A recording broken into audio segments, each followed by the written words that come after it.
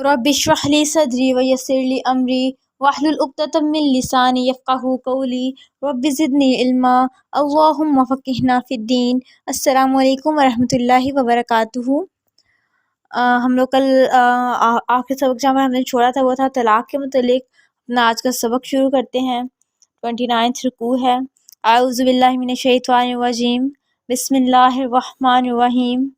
الطلاق مرتان، طلاق دو بار ہے، پھر یا تو روک لینا ہے بھلائی کے ساتھ یا چھوڑ دینا ہے احسان کے ساتھ، اور جائز نہیں تمہارے لیے کہ جو تم نے اسے دیا اسے کچھ بھی واپس لو، اس کے دونوں کے جو اندیشہ ہو کہ وہ قائم نہ رکھ سکیں گے اللہ کی حدوں کو۔ طلاق دو قسم کی ہوتی ہے، ایک طلاق رجعی جس میں رجوع ممکن ہوتا ہے، اور ایک بائن طلاق جس میں رجوع کا حق نہیں رہتا۔ تو یہاں پر اللہ تعالیٰ کہہ رہے ہیں 2 دفعہ طلاق دینے کے بعد رجوع کیا جا سکتا ہے، ٹھیک ہے۔ 2 دفعہ جب انسان ایک مرد طلاق دیتے تو اس کے بعد رجوع کیا جا سکتا ہے، لیکن اگر 3 دفعہ طلاق دے دی ہے، یہ مختلف عقائد ہیں۔ جو اہل سنت والجماعت ہے وہ کہتے ہیں کہ اگر ایک ہی دفعہ میں 3 دفعہ طلاق طلاق طلاق کہہ دیتے تو وہ طلاق ہو جاتی ہے، اور جو اہل حدیث والجماعت ہے ان کا یہ عقیدہ ہے کہ ایک دفعہ میں جتنی دفعہ بھی وہ ایک ہی طلاق مانی جاتی ہے، وقفے وقفے سے طلاق دینا زیادہ احسن ہے۔ تو یہ دونوں کی مختلف رائے ہے، تو یہ فرقہ واحد میں پڑ جائے گا، اس لیے ہم اس پر مزید بحث نہیں کریں گے، لیکن میں نے آپ کو دونوں عقیدوں کے متعلق بتا دیا ہے۔ تو آگے اللہ تعالیٰ کہتے ہیں کہ 2 بار طلاق ہے، اس کا یا تو روک لو بھلائی کے ساتھ یا چھوڑ دو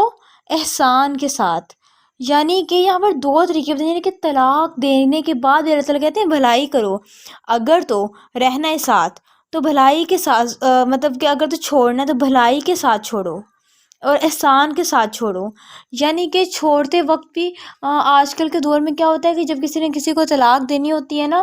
تو وہ کورٹ میں جاتے ہیں، اگر سیدھے سے طلاق نہیں ہوتی ہے تو اتنے الزام تراشیاں کرتے ہیں، اتنی تہمتیں لگاتے ہیں، مطلب جب ایک دفعہ طلاق ہو رہی ہوتی ہے، یہ ہوتا نہیں ہوتا تو اتنے زیادہ ایک دوسرے پہ خاندانوں کے خاندان الزام لگاتے ہیں کہ اللہ کی پناہ۔ تو اللہ تعالیٰ کیا کہہ رہے ہیں، بھلائی کے ساتھ چھوڑ دو یا احسان کے ساتھ روک لو۔ یعنی کہ اگر تو اس کو روکنا ہے تو اس کو ہاں ٹھیک ہے ہم رجوع کرنا چاہتے ہیں، اس کو آرام سے روک لو۔ یعنی کہ تنگ کرنے کے لیے پہلے زمانے میں کیا ہوتا تھا کہ اگر تو وہ طلاق دیتے تھے جب عدت مطلب وہ ختم ہونے والی ہوتی تھی نا رجوع کی مدت، تو وہ واپس بلا لیتے تھے، پھر ان کو طلاق دیتے، اس طرح مذاق بنایا ہوا تھا۔ تو اللہ تعالیٰ کہتے ہیں اگر تو رکھنا ہے پاس تو بھلائی کے ساتھ رکھو، محبت کے ساتھ رکھو، یہ بار بار اذیت مت دو۔ اللہ تعالیٰ نے حقوق کا خیال رکھتے ہوئے کہا ہے دونوں کے، اور اگر چھوڑنا ہے تو بھی احسان کے ساتھ چھوڑو، اچھے طریقے سے چھوڑو، ذلیل کر کے نہ چھوڑو۔ لیکن ایک اور بات ہے کہ حدیث مفہوم ہے کہ بلا وجہ خلا حاصل کرنے والی عورت منافق ہے، تو بلا وجہ طلاق کے مطالبے نہیں کرنی چاہیے۔ آج کل کی نوجوان نسل جتنی زیادہ برداشت اس میں کم ہو گئی ہے نا کہ میں کیا اس کا ذکر کروں، چھوٹی چھوٹی بات پہ ان کے انا کے مسئلے آ جاتے ہیں، چھوٹی چھوٹی باتیں برداشت نہیں ہوتی کہ میں ہی کیوں برداشت کروں۔ ہم نے کل پڑھا تھا نا اللہ تعالیٰ نے ایک مرد کو قوام بنایا، ایک درجہ زیادہ دیا ہے، تو چھوٹی چھوٹی باتوں پہ ایشو بنا کے نہیں میں نے اس کے گھر میں نہیں جانا، میں نے نہیں رہنا، میں نے نہیں کرنا، بس ٹھیک ہے بات ختم، تو ایسے ہی نہیں کرنا چاہیے۔ اچھا یہاں پر جو بات ہوئی ہے نا کہ آگے یہ بات ہوئی ہے کہ اگر تمہیں خوف ہو کہ دونوں قائم نہ رکھ سکیں گے اللہ کی حدوں کو تو کوئی حرج نہیں ان پر کہ عورت کچھ فدیہ دے کر جان چھڑا لے، یہ اللہ کی حدیں ہیں، ان کے سوا آگے نہ بڑھو، اور جو کوئی بھی آگے بڑھتا ہے اللہ کی حدوں سے سو وہی ظالم ہے۔ ظلم کی 3 قسمیں ہوتی ہیں، ٹھیک ہے۔ ایک حقوق اللہ پورے نہ کرنا بھی ظلم ہے۔ دوسرا انسان ایک ظلم اکبر جو ہے نا وہ شرک بھی ہے، اور تیسرا حقوق العباد پورے نہ کرنا بھی ظلم ہے۔ یعنی کہ اگر مرد کو لگتا ہے کہ وہ نبھا نہیں کر سکتا اور عورت کو لگتا ہے کہ وہ مزید نہیں رہ سکتی ہے تو اچھے طریقے سے احسن طریقے سے بھلائی کے ساتھ ایک دوسرے سے علیحدگی کی جا سکتی ہے، اس میں کوئی مسئلہ نہیں ہے۔ آج کل کے عورت میں طلاق یافتہ عورت کو بھی بہت عجیب نظر سے دیکھا جاتا ہے نا، تو اللہ تعالیٰ کہتے ہیں اگر تو لگتا ہے وہ آپس میں نبھا نہیں کر سکتے تو اچھے طریقے سے علیحدہ ہو جاؤ، اس ظلم تراشی اور الزام کے ذریعے علیحدہ نہ ہو، بلکہ اچھے طریقے سے فدیہ دے کر آگے بڑھ جاؤ، اور یہ اللہ کی حدیں ہیں، اللہ کی حدوں کو نہ توڑو ورنہ ظالم کہلائے جائیں گے۔ اور اللہ تعالیٰ کہتے ہیں اگر تو وہ لوگ اللہ کی حدوں کو توڑتے ہیں تو بس خود ہی ظالم ہے. یعنی کہ ایک شخص جب صحیح طریقے سے ایمان لے آتا ہے، اس میں علم کی طرف پیدا ہو جاتی ہے، لیکن وہ پھر بھی ظلم کرتا ہے تو اس کا ظلم لوٹ کے اسی کے پاس آتا ہے. ظلم وہ بے شک دوسری کی ذات پہ کرتا ہے، دوسرے کے حق میں کمی کرتا ہے لیکن یا زیادتی کرتا ہے، لیکن اس کا جو سزا ہے اس دنیا میں نہ صحیح لیکن آخرت میں اس کو سزا ضرور ملے گی، اور اس کا ظلم اسی کی طرف لوٹ کر آیا جائے گا. آگے ہے، پھر اگر وہ طلاق دے اپنی بیوی کو تو وہ حلال نہ ہوگی اس پر اس کے بعد جہاں تک کہ نکاح کرے کسی اور خاوند کے ساتھ. پر اگر وہ دوسرا طلاق دے دے تو اسے کوئی حرج نہیں ان دونوں پر کہ رجوع کر لیں، بشرط یہ کہ انہیں خیال ہو کہ وہ قائم رکھ سکیں گے اللہ کی حدوں کو، اور یہ اللہ کی حدیں ہیں وہ بیان فرماتا ہے انہیں ان لوگوں کے لیے جو علم رکھتے ہیں. اچھا، یہاں پر اللہ تعالیٰ نے رجوع کرنے کی ایک اور صورت بتائی ہے، ٹھیک ہے، لیکن اس صورت کو ہماری زبان میں اور طرح کا نام دیا یہ، لیکن یہاں پر یہ صاف سے بات ہو رہی ہے کہ اگر عورت کسی دوسرے مطلب نارمل حالات میں اس کی شادی کسی اور مرد سے ہو جاتی ہے اور وہ مرد اس کو طلاق دے دیتا ہے یا وہ مرد فوت ہو جاتا ہے تو پھر وہی عورت اپنے پہلے مرد سے شادی کر سکتی ہے. اس میں کوئی آگے سے اللہ تعالیٰ کہتے ہیں اگر ان کو یہ خیال ہے کہ وہ اللہ کی حدیں قائم رکھ سکیں گے، یعنی کہ دوبارہ سے وہی جھگڑا وہی سب کچھ بدتمیزیاں وغیرہ نہیں ہوں گی اور وہ اب بہترین طریقے سے رہ سکتے ہیں، تو اللہ تعالیٰ کہتے ہیں اس میں کوئی مطلب وہ حرج نہیں ہے، کوئی گناہ نہیں ہے. لیکن اس آیت سے لوگوں نے بہت غلط تفسیر بھی نکالی ہوئی ہے. ایک ٹرم ہے جو ہماری پائی جاتی ہے وہ ہوتے ہیں حلالہ. لوگ کہتے ہیں کہ عورت حلالہ کر کے شادی کر سکتی ہے، یعنی کہ کسی سے اس شرط پہ نکاح کرے کہ اس کو کچھ دیر مدت کے بعد طلاق دے دے گا اور وہ واپس اس کی مرضی سے شادی کر لے گی. تو ایسا غلط ہے، یہ ناپسندیدہ ہے، اس کا گناہ ہے، مطلب نہیں پسندیدہ نہیں ہے اسلام میں حلالہ. تو اگر تو وہ شوہر خود ہی کسی اور وجہ سے طلاق دیتا ہے یا کسی اور وجہ سے شوہر فوت ہو جاتا ہے تو پھر وہ واپس اپنے مرضی، لیکن حلالہ کرنے کی نیت سے یعنی کہ طلاق لینے کی نیت سے ہی شادی کرنا یہ ایک غلط عمل ہے، ایک کبھی عمل ہے، اور اس سے پرہیز کرنا چاہیے کیونکہ اللہ تعالیٰ کہتے ہیں اللہ کی حدیں ہیں اور وہ بیان فرماتا ہے ان لوگوں کے لیے جو علم رکھتے ہیں، جو عقل رکھتے ہیں، جو شعور رکھتے ہیں.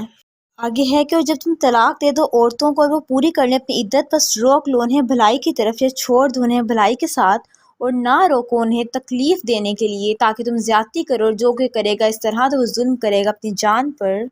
اور نہ بنا لو اللہ کے آیات کو مذاق. تو یہاں پر پھر وہی بات آ گئی ہے کہ جب طلاق کی عدت پوری ہو جائے. اچھا، ہم پہلے دیکھ لیتے ہیں طلاق کی کتنی قسمیں. طلاق کی نا 3 قسمیں ہیں. طلاق احسن جس میں 3 طہر کے بعد طلاق ہوتی ہے مگر نکاح کی گنجائش ہوتی ہے 3 طہر کے اندر، ٹھیک ہے. ایک طلاق حسن جس میں وقفے سے 3 طلاقیں ہوتی ہیں، اور ایک طلاق سیاح ایک وقت میں 3 طلاقیں دے دینا. یہ 3 ہوتی ہیں طلاقیں. اور اچھا، یہاں پر یہ بات کی جا رہی ہے کہ یہاں میں یہ بات ہوئی کہ میں نے آپ کو بتایا تھا نا کہ عرب میں لوگ اس طرح سے کرتے تھے تکلیف دینے کے لیے، ایذا دینے کے لیے. تو اللہ کہتے ہیں جب عدت پوری ہو جائے تو اگر روک ہے تو عدت کے درمیان روک لو، ورنہ بھلائی کے ساتھ احسان کے ساتھ ان کو رخصت کر دو، اور تکلیف دینے کے لیے تو بالکل بھی مت روکو. اور آگے اللہ تعالیٰ کہتے ہیں جو کوئی ظلم کرے گا اور اللہ کی آیات کا مذاق مت بناؤ. یعنی کہ یہ ہے نا کہ ایک حدیث ہے کہ 3 کام مذاق میں کیے جائیں تو ہو جاتے ہیں: نکاح کرنا، طلاق دینا، اور غلام آزاد کرنا. یعنی کہ ایک یہاں پہ یہ بات جو مین چیز یہ ہے کہ نا کسی کو بھی رخصت کرتے وقت حسن سلوک کا دامن نہیں چھوڑنا چاہیے. ایک دوسرے کی دلجوئی مقدم ہے. یعنی کہ ہم لوگ جب ایک دوسرے سے اگر ہماری لڑائی بھی ہو جائے کسی وجہ سے، پہلے تو اسلام میں 3 دن سے زیادہ لڑائی منع ہے، حرام ہے. میاں بیوی کی تو بات اور ہوتی ہے. جب طلاق ہو جائے تو دل جوئی کے ساتھ رخصت کرو، اتنے اچھے طریقے سے رخصت کرو، اس کا غم تھوڑا سا ہلکا ہو جائے. جو بھی ہے جتنا مرضی انسان وہ ہو، لیکن ہر ایک لیے طلاق ایک مشکل مرحلہ ہوتا ہے نا. اللہ تعالیٰ یہی کہہ رہے ہیں کہ بھلائی کے ساتھ رخصت کرو، احسان کے ساتھ رخصت کرو، زیادتی مت کرو، اللہ کی آیات کا مذاق مت بناؤ. اور کیونکہ جو بھی اس نے نازل کیا ہے تم پر قرآن و حکمت، وہ نصیحت فرماتا ہے تمہیں اس سے، اور ڈرتے رہو اللہ سے، اور خوب جان لو کہ اللہ تعالیٰ ہر چیز کو خوب جاننے والا ہے. یعنی کہ اللہ تعالیٰ نے قرآن ہمیں دے دیا، ٹھیک ہے، اس میں ہمیں حکمت سمجھا دی. اللہ تعالیٰ نے بتا دیا کہ اللہ تعالیٰ نے نصیحت بھی فرما دی کہ ہاں یہ چیزیں ہیں، یہ حدیں ہیں، اس چیز سے گریز کرو اور اس چیز سے بچو. تو اگر ہم پھر بھی اپنی مرضی کا سب کچھ کرتے ہیں، آیات کا مذاق بناتے ہیں، دوسروں کے ساتھ غلط کرتے ہیں، تو ہم غلط کرتے ہیں۔ اور اللہ تعالیٰ کہتے ہیں ان اللہ بکل شیء علیم، بے شک اللہ تعالیٰ خوب جاننے والا اور حکمت والا ہے۔ اللہ تعالیٰ جانتے ہیں کہ کس نے طلاق کس وجہ سے دی، کون مظلوم ہے، کون ظالم ہے، کس نے تکلیف دی ہے، کس کے ساتھ ظلم ہوا ہے، اللہ تعالیٰ کہتے ہیں میں سب جانتا ہوں۔ آگے ہے جب تم طلاق دو عورتوں کو پھر وہ پوری کر چکے اپنی عدت، تو نہ منع کرو انہیں نکاح کر لیں اپنے خامندوں سے جبکہ رضامند ہو جائیں، اور آپس میں مناسب طریقہ یہی ہے۔ اس آیت کے جو مخاطب ہیں نا وہ لڑکی کے سرپرست ہیں، یعنی کہ جو لڑکی کے بڑے ہیں نا وہ، یعنی کہ طلاق احسن کے بعد اگر نکاح چاہیں کرنا تو وہ کر سکتے ہیں، یعنی کہ اگر عدت کے دوران ان کو ہے کہ نہیں ہم رجوع کر لیں گے، ہم صلح کر لیتے ہیں، یا ان کو پتہ چلا ہے کہ اللہ ان کو اولاد کی نعمت دینے والا ہے تو وہ رجوع کرنا چاہتے ہیں، تو اللہ تعالیٰ سرپرستوں سے کہہ رہے ہیں کہ تم لوگ انہیں پھر نکاح کرنے سے نہ روکو، اور آپس میں یہی مناسب طریقہ ہے، یہی پاکیزگی کا طریقہ ہے۔ یعنی کہ ایک مومن کے ہر معاملات کا جو تعلق ہے نا وہ ایمان باللہ اور ایمان بالآخرت کے ساتھ ہے۔ اگر اسے ہو کہ نہیں مطلب میں نبھا کر لوں گی یا کر لوں گا، اور اس کو اللہ کا خوف آ جائے کہ ہاں مطلب ایک دم سے خیال آ جائے رجوع کرنا چاہے، تو وہ اس کے سرپرستوں کو منع نہیں کریں۔ آج کل نہ کہتے ہیں کہ اس نے کیا تھا بس ٹھیک ہے تم وہاں نہیں جاؤ گی، یہ کرو ہم تمہارے لیے زندہ ہیں، تو اللہ تعالیٰ کہتے ہیں نہیں، یہی مناسب طریقہ ہے۔ تو یہ فرمان الہی کی نصیحت ہے اس کے ذریعے کہ جو تم سے یقین رکھتا ہے اللہ پر اور قیامت پر، یہ بہت ہی پاکیزہ ہے تمہارے لیے اور صاف ہے، اور اللہ تعالیٰ جانتا ہے اور تم نہیں جانتے۔ یہاں پر دو لفظ آئے ہیں، ازکا، ذالکم ازکا لکم و اطہر۔ ازکا کا مطلب ہوتا ہے دل کی پاکیزگی، اور اطہر کا مطلب ہوتا ہے ظاہر پاکیزگی، طہارت سے نکلے اطہر، ٹھیک ہے۔ یہ دو چیزیں اللہ تعالیٰ کہتے ہیں کہ اگر اس طرح ہو جائے کہ اسے دل بھی پاک ہو جائیں گے، اسے یہ دل کی پاکیزگی بھی ہے، یہ جسم کی پاکیزگی بھی ہے، یعنی کہ یہ ایک بہترین طریقہ ہے، تو اللہ تعالیٰ کہتے ہیں تم نہیں جانتے، میں جانتا ہوں کہ اس میں کیا بہتری ہے اور کیا حکمت ہے۔ اللہ رب العزت کہتے ہیں میں جانتا ہوں تم نہیں جانتے۔ تو ایک انسان کے نیچر میں ہے اگر بے حیائی آ جائے تو پورے خاندان کو تباہ کر دیتا ہے، تو اللہ تعالیٰ کہتے ہیں یہ پاکیزگی ضروری ہے ہر تعلق میں، چاہے وہ میاں بیوی کا تعلق ہو، ماں باپ کے ساتھ بچوں کا تعلق ہو، یا بہن بھائیوں کا تعلق ہو، یا کسی بھی قسم کا تعلق ہو، دوستوں کا تعلق ہو، اس میں پاکیزگی شرط اول ہے، اس میں بے حیائی ناممکن ہے۔ تو اللہ تعالیٰ کہتے ہیں کہ تمہارے لیے بہت پاکیزہ ہے اور بہت صاف ہے، اللہ جانتا ہے اور تم نہیں جانتے۔ آگے ہے اور مائیں دودھ پلائیں اپنی اولاد کو پورے 2 سال، یہ اس کے لیے ہے جو پورا کرنا چاہتا ہے دودھ کی مدت، اور جس کا بچہ ہے اس کے ذمہ ہے خانہ ان ماؤں کا اور ان کا لباس مناسب طریقہ ہے، اور تکلیف نہیں دی جاتی کسی شخص کو مگر اس کی حیثیت کے مطابق۔ یہاں پر دودھ پلانے کی عدت کہہ رہی ہوں، اللہ معاف کرے، یہاں پر دودھ پلانے کی مدت ہے کہ جو ایک بچے کو دودھ پلانے کی مدت ہوتی ہے نا وہ 2 سال ہوتی ہے، قمری مہینے یعنی کہ جنوری فروری مارچ یہ والے مہینے ہوتے ہیں 2 سال۔ لیکن اگر کوئی 2 سال سے کم ہی پلانا چاہتا ہے اور کم میں روک سکتا ہے تو اس کو کوئی گناہ نہیں ہے۔ اللہ تعالیٰ کہتے ہیں جو اس کے لیے جتنی مدت پوری کرنا چاہے۔ تو آگے ہے جس کا بچہ ہے ان کا ماؤں کا ان کا لباس مناسب طریقے سے ہے، یعنی کہ اگر تو کچھ سچویشن ہوتی ہے نا ماں کی حالت خراب ہوتی ہے، یا ماں فوت ہو جاتی ہے، یا ماں اس کنڈیشن میں نہیں ہوتی کہ وہ اپنے بچے کو دودھ پلا سکے، تو پھر دوسری عورتیں ان کے بچے کو دودھ پلاتے ہیں، تو اللہ تعالیٰ کہتے ہیں تو جو دودھ پلانے والی عورتیں ہوتی ہیں ان کا جو مال ہوتا ہے، ان کا جو لباس ہوتا ہے، یہ سارا کچھ اس مرد کے ذمہ ہے جس کا بچہ ہے۔ اور آگے یہ بھی کہا ہے کسی کو تکلیف نہیں دی جاتی مگر اس کی حیثیت کے مطابق، اور نہ ہی تکلیف دی جائے کسی ماں کو اس کے لڑکے کے باعث، اور نہ کسی باپ کو اس کے لڑکے کے باعث، اور وارث پر بھی اسی قسم کی ذمہ داری ہے۔ آگے ہم آیت مکمل کر لیتے ہیں کہ بس اگر دونوں ارادہ کر لیں دودھ چھڑانے کا تو مرضی سے اور مشورے سے تو کوئی گناہ نہیں دونوں پر، اور اگر تم چاہو تو دودھ پلاؤ اپنے اولاد کو، پھر کوئی گناہ نہیں تم پر کہ جب پھر تم ادا کرو جو ٹھہرایا تھا تم نے مناسب طریقے سے۔ اچھا یہاں پر نا یہ بات ہو رہی ہے دودھ پلانے کی، یعنی کہ کسی عورت سے دودھ پلانے سے نا رضاعت کا رشتہ پیدا ہو جاتا ہے، اور جو عورت دودھ پلاتی ہے نا وہ پھر عورت اس مرد پہ یا مطلب حرام ہو جاتی ہے نا، یعنی کہ جس طرح سے اصل بہن بھائی ایک دوسرے پہ حرام ہے نا، اسی طرح عورت دودھ پلانے والی عورت کے بچے بھی اصل بہن بھائی کی طرح مطلب اصل بہن بھائی نہیں ہوتے لیکن رضاعت کا رشتہ قائم ہو جاتے، ان سے بھی نکاح نہیں ہو سکتا۔ یعنی کہ اور یہاں پر ایک اور بات کی جا رہی ہے کہ ماں یا باپ کسی پر کوئی بھی تکلیف نہیں ڈالی جائے گی. کہ دیکھیں اللہ تعالیٰ کتنے ہر ایک کے حقوق کا اتنے اچھے طریقے سے خیال رکھتے ہیں کہ ماں کو نہیں کہا جائے گا کہ تم اگر اس کو اپنی کنڈیشن کی وجہ سے نہیں پلا سکتی کہ تم ہی پلاؤ تم ہی پلاؤ، نہیں. اور باپ کو نہیں کہا کہ تم ہی خرچہ دو، اگر باپ افورڈ نہیں کر سکتا تو مل بانٹ کے بڑوں کو کر لینا چاہیے. اس طرح کسی کو تکلیف نہیں دینی چاہیے، اور جتنا بھی فکس ہو اتنا دینا ٹھہرایا جائے وہ مناسب طریقے سے دے دینا چاہیے. اور ڈرتے رہو کہ جان لو اللہ تعالیٰ جو کچھ تم کرے اسے دیکھنے والا ہے. یعنی کہ ہر بات میں، ہر آیت میں اللہ تعالیٰ چاہے کوئی دنیاوی حکم ہو، معاشرتی حکم ہو، یا عورت کے مسائل ہوں، یا مرد کے حقوق ہوں، یا مرد کے فرائض ہوں، ہر ایک میں اللہ تعالیٰ نے کیا کہتے ہیں، جو بہترین چیز کہ تقویٰ. ہر چیز میں تقویٰ لازم ہے. اگر ہم ہر چیز تقوی کے مطابق کریں گے تو وہ بہترین بہترین بہترین ہوگی. یعنی کہ ہم اگر ہر کام میں، ہماری زندگی میں ہر کام میں تقویٰ آ جائے گا نا تو ہمارا ہر کام عبادت بن جائے گا. دیکھیں اگر ہم لوگ کھانا کھا رہے ہیں، ٹھیک ہے، کھانا ہماری ضرورت ہے، اس کے بغیر ہم لوگ زندہ نہیں رہ سکتے. ہم کھانا کھا رہے ہیں اور ہم یہ نیت کر کے کھانا کھا لیں کہ کھانا اللہ رب العزت نے دیا، اس کو شکر ادا کر کے کھانا کھائیں، جس طرح اللہ نے طریقہ بتایا اس طرح سے کھانا کھائیں. کھانا کھانے کے بعد شکر ادا کریں، اور اس نیت سے کریں گے کھانا کھا کے میں صحت مند ہوں گا، میں اللہ کے دین کا کام کروں گا، تو کھانا کھانا بھی ہمارے لیے عبادت بن جائے گا. مومن کی اگر نیت اچھی کر لینا تو اس کا ہر زندگی کا ہر لمحہ اس کے لیے عبادت بن جاتا ہے، اس کو ہر لمحے پہ اجر ملتا ہے. لیکن مین چیز از تقویٰ، پرہیزگاری، بچنا، ڈرنا، یہ ہے. اگر ہم میں یہ آ جائے گا نا، اللہ کے ہونے کا شعور آ جائے گا نا اپنے ہر معاملات میں، میاں بیوی کے رشتے میں، والدین اولاد کے رشتے میں، بہن بھائیوں کے رشتے میں، کولیگس دوستوں کے رشتے میں، اگر اللہ کا ڈر آ جائے گا نا معاملات طے کرتے ہوئے کسی بھی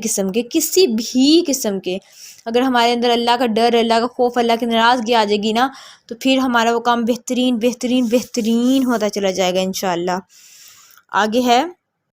اور جو لوگ فوت ہو جائیں تم میں سے اور چھوڑ جائیں اپنی بیویاں، وہ بیویاں انتظار کریں 4 مہینے اور 10 دن، اور جب پہنچ جائیں اپنی مدت کو تو کوئی گناہ نہیں تم پر اس میں جو کریں وہ اپنی ذات کے بارے میں. مناسب طریقہ یہی ہے، اور اللہ تعالیٰ تم جو کرتے ہو اس سے خوب واقف ہے.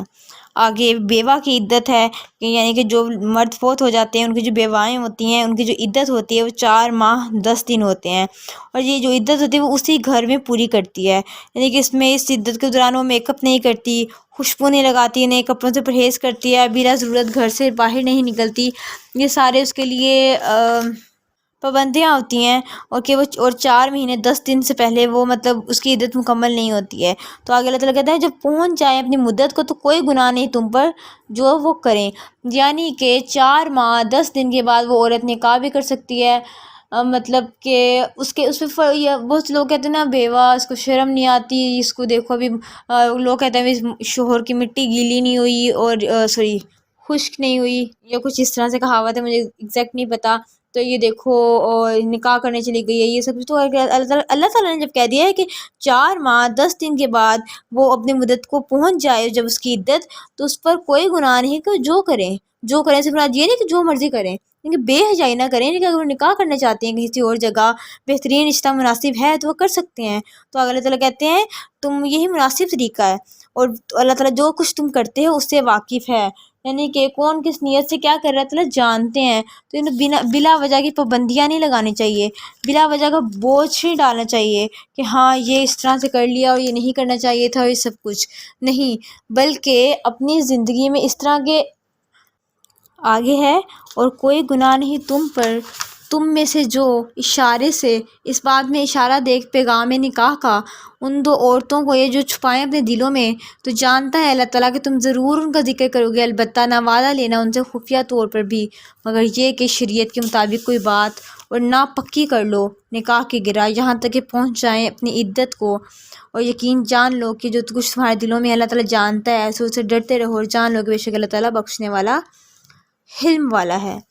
اچھا یہاں پر ایک اور بیوہ کے متعلق ہے کہ دوران عدت، یعنی کہ ایک عورت کا شوہر فوت ہوا ہے تو وہ عدت میں ہے، تو اشارتاً نکاح کا پیغام دے سکتے ہیں، مطلب اسے ڈائریکٹ نہیں بات سکتے اس طرح کہ میں شادی کرنا چاہتا ہوں کوئی اچھی لڑکی، مطلب اس طرح سے مطلب بات ہو سکتی ہے. لیکن ڈائریکٹ اس کو عدت کے دوران نکاح کا پیغام دینا یا منگنی کرنا یا بات پکی کرنا یہ غلط ہے، اللہ تعالیٰ نے اس سے منع فرمایا ہے۔ باتوں باتوں میں بات کی جا سکتی ہے، اور یہ بھی ہے کہ یہاں پر نا ایک چیز ہمیں ملتی ہے کہ چھپی دوستی نہیں کرنی چاہیے، یعنی کہ عدت کے دوران تو بالکل بھی نہیں، بلکہ ویسے بھی چھپی دوستی حرام ہے، غلط ہے، کہ غلط تعلق ہے نا۔ تو اللہ تعالیٰ کہتے ہیں جو تم دلوں میں چھپاتے ہو نا وہ میں جانتا ہوں، بہترین طریقے سے جانتا ہوں کہ اس میں کیا ہے اور کیا نہیں ہے، تم لوگوں کے دلوں میں کیا ہے، تم لوگ کیا اظہار کرنا چاہتے ہو، تم لوگ کس چیز کی مطلب جو بھی ہے۔ لیکن اللہ کہتے ہیں خفیہ طور پہ بھی تم لوگ وعدہ نہ لو، بلکہ یہ کہو شریعت کے مطابق یہ سارا کچھ خلاف ہے، نہ ہی بات پکی کرو، نہ ہی نکاح کی گرا، جہاں تک کہ پہنچ جائیں وہ عدت کو اپنی انتہا کو۔ یعنی کہ اللہ تعالیٰ کی رحمت ہے نا کہ وہ کمزوریوں پر گرفت نہیں کرتا کہ دلوں میں کا حال کیا ہے، لیکن پھر اللہ تعالیٰ کہتے ہیں تھوڑا سا ویٹ کر لو، تھوڑا سا صبر کر لو۔ اللہ تعالیٰ ہمارے کمزور دلوں کو بخوبی جانتے ہیں، اس لیے پہلے سے سمجھا دیتے ہیں کہ یہ نہ کرنا۔ یعنی کہ یہاں پر ایک اور بات ہے قولاً معروفہ، یعنی ہے نا قولاً معروفہ لفظ، کوئی بات کو شریعت کے مطابق یعنی کہ اچھی بات کو، اس لیے ہے کہ اظہار تسلی دو جس سے بوجھ کم ہو جائے، اور جب وہ مدت کو اپنی عدت کی مدت کو پہنچ جائیں تو نکاح کا پیغام بیچ کر نکاح کیا جا سکتا ہے۔ اور یہاں پر جو بات ہو رہی ہے نا، یہاں پھر سے بات ہو رہی ہے کہ ان اللہ یعلم ما فی انفسکم فاحذروا، تو ڈرتے رہو اس سے، اللہ کے حکم کی مخالفت سے ڈر جاؤ، اللہ کی صفات کا علم رکھو، اس کی گہرائی میں جا کر اس کی حکمتوں کو سمجھو۔ کیونکہ اللہ تعالیٰ کے کسی بھی طرح کے کسی بھی فیصلے میں کوئی بھی غلط ہو ہی نہیں سکتا۔ اللہ تعالیٰ کی ذات بہترین ہے اور اس نے ہمارے لیے بہترین ہی چنا ہوا ہے۔ اللہ تعالیٰ جانتے ہیں کہ کیا چیز بہترین ہے اور کیا چیز، اللہ کے فیصلے کے مطابق ہر چیز جانتی ہے۔ تو اللہ تعالیٰ یہاں پہ یہی سمجھانا چاہ رہے ہیں، حکمتیں بتانا چاہ رہے ہیں، اور اپنی بات کو پہلے سے واضح کرنا چاہ رہے ہیں کہ آپ لوگ جو بھی بات ہے تھوڑا سا صبر کے ساتھ بعد میں بات کی جا سکتی ہے۔ اور عدت کی فضیلت بیان کی کہ ہاں عدت لازمی ہے۔ آج کل کے دور میں نا عدت اس کو نا بہت بالکل لوگ سیریس لیتے ہیں کہ نہیں ٹھیک ہے کچھ بھی نہیں ہے سچ کیا، لیکن یہ ایک اہم چیز ہے، اور اللہ تعالیٰ بار بار کہہ رہے ہیں کہ اللہ کی حدیں ہیں، اس کے قریب نہ جاؤ، اللہ کی حدیں ہیں، اس کو توڑو مت۔ تو یہ تو سارا موضوع تھا طلاق کے متعلق، اس طرح کی باتیں تھیں کہ مطلب اس میں مزید وضاحت ہو نہیں سکتی تھی۔ تو اپنی زندگیوں میں یہ تو خیر طلاق کی بات تھی، اور بھی بہت سی اللہ کی حدیں ہوتی ہیں تو ان کے قریب بھی نہیں جانا چاہیے۔ کیونکہ اللہ تعالیٰ نے حکم دیا، جب ہم اللہ تعالیٰ کی حدوں سے تجاوز کریں گے تو ہم لوگ خود ہی ظلم کریں گے، وہ بھی اپنی ذات پر، اپنے حالات پر۔ اس لیے ہمیں اللہ کی حدوں کو نہیں پھلانگنا، اور اللہ کے حدود میں رہ کے اللہ کے حکموں کو ماننا ہے، اللہ سے ڈرتے ہوئے، تاکہ ہم اللہ کا قرب حاصل کر سکیں۔ وما علینا الا البلاغ المبین۔ سبحانک اللہم وبحمدک ونشہد ان لا الہ الا انت نستغفرک ونتوب الیک۔ السلام علیکم ورحمۃ اللہ وبرکاتہ۔